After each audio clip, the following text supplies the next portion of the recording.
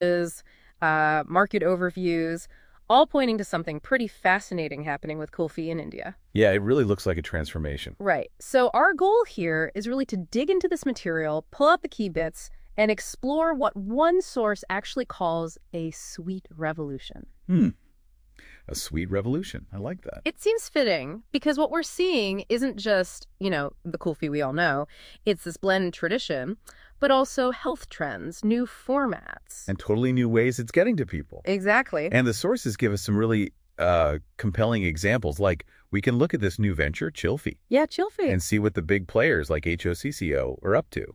And then there's that Amul one. Yeah. The health-focused Kulfi that went viral. Okay, let's start with Chillfi then. The packaging. It looks, well, pretty premium. It seems this new brand, connected to Hocco Group apparently, is aiming for a big splash. What's your take? Well, what's interesting, I think, is how they're kind of using tradition to jump into the modern market. They're really leaning into that authentic thing with Madka Kulfi. The Kulfi set in those little earthen pots. Right, the classic style. Yeah. So they've got golden pistachio, Shahi Malai, classic flavors. But they're also doing like cashew and anjeer in the pots. So innovating too. So respecting the roots, but not stuck there. And they also have the other formats, right? Like the Tilawali Kulfi, the stick ones. Exactly. Shahi Malai, saffron pista on a stick. The insight there, I think, is that a new player can come in strong, emphasizing quality and tradition. Their packs really shout, made with real milk, vegetarian. Okay. But the really modern twist, it's the distribution. The sources are super clear, available on Zepto, Blinkit, Instamart. Ah, right. Quick commerce. Yeah. It shows how those platforms are like the key battleground now for getting these premium sort of impulse treats to consumers quickly. That quick digital access feels like a huge part of this revolution. But does that mean the old school affordable Kulfi is just disappearing? Not at all, it seems. The sources show established players like Hocco are adapting too, keeping that accessible indulgence very much alive. Okay, how so? Well, look at Hocco's Milky Way Mava Malai Kulfi. It's kind of the perfect counterpoint. Keeps Kulfi appealing to, everyone. It's small, just 35 milliliters. And cheap. Only 10, the source says. That's Sure. very accessible. Totally. That low price has to be strategic for getting it everywhere. Did the sources mention anything about how they achieved that while still being appealing? They did, actually. If you look at the ingredients list, it's interesting. Butter is specifically highlighted. Butter, huh? Yeah. It kind of suggests that getting that rich, creamy texture, but that low price point. That's a key focus for a massive player like Hocco. They're playing a different game than Chillfi's premium strategy. Makes sense. Different segments. Okay, let's shift gears slightly.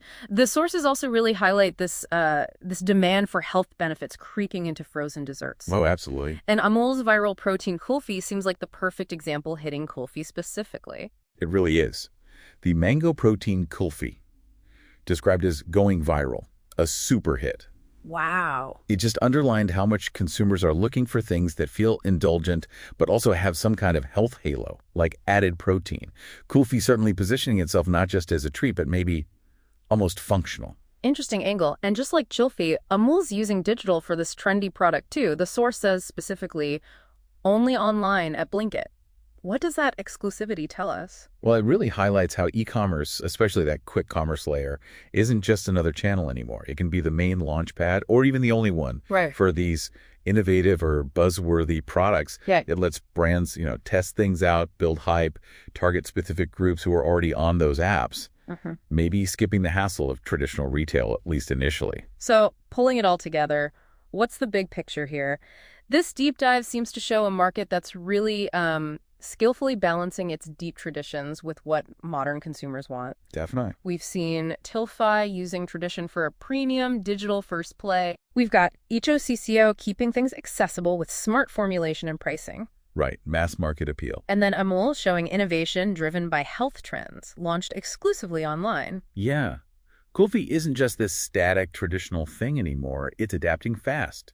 New flavors, different formats for different moments, and critically, grabbing onto these digital distribution channels to reach more people more effectively. It's really securing its place, maybe even growing its place in India's whole frozen